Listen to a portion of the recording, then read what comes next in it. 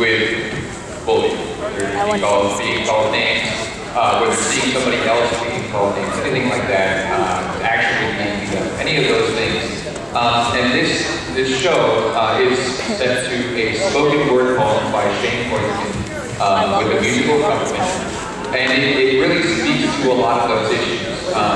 And it helps us to work to address a lot of those things and really emerge on the other side with some power.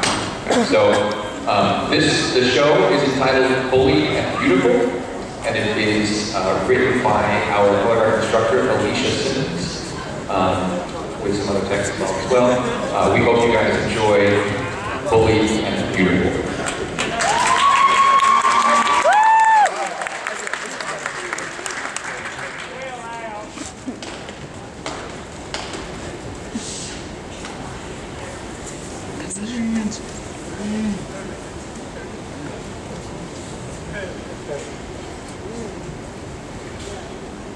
Is the guard ready? You may take the floor. I'm not the only kid who grew up this way. Surrounded by people who used to say that rhyme about sticks and stones. As if broken bones hurt more than the names we got called, and we got called them all. So we grew up believing no one would ever fall in love with us. That we'd be lonely forever. That we'd never meet someone to make us feel like the sun was something they built for us in their tool shed. So broken heartstrings bled the blues as we tried to empty ourselves so we would feel nothing. Don't tell me that hurts less than a broken bone. That an ingrown life is something surgeons can cut away, but there's no way for it to metastasize, it does. She was 8 years old. Our first day of grade 3 when she got called ugly. We both got moved to the back of class so we would stop getting bombarded by spitballs. School halls were a battleground. We found ourselves outnumbered day after wretched day. We used to stay inside for recess because outside was worse. Outside we'd have to rehearse running away or learn to stay still like statues, giving no clues we were there in grade 5. They taped a sign at the front of the desk that read, "Beware dog." To this day, despite the loving husband, she doesn't think she's beautiful. Because of a birthmark that takes up a little less than half her face.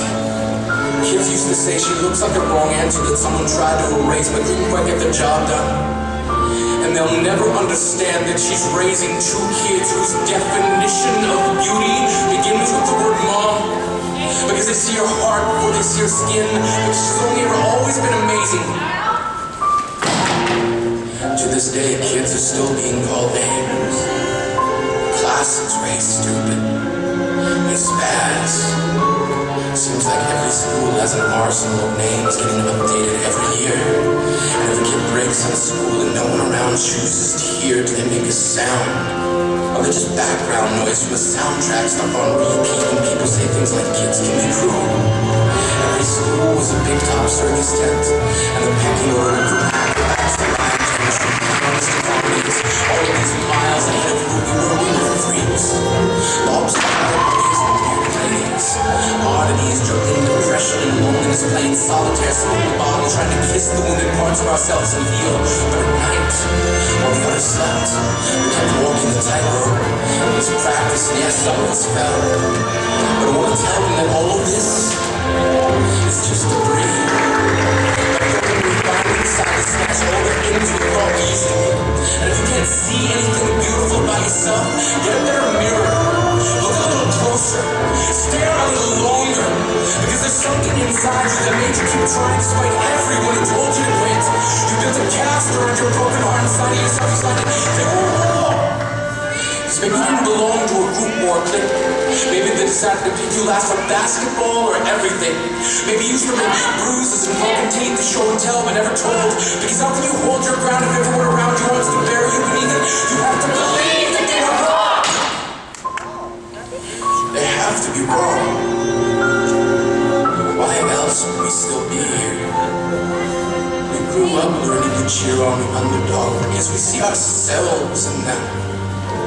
We stem from a root planted in the belief that out and sitting empty on some highway. And if in some way we are, don't worry. We only got out to walk and get gas. We are graduating members from the class of we made it. Not the faded echoes of voices crying out names will never hurt me. Of course, they did.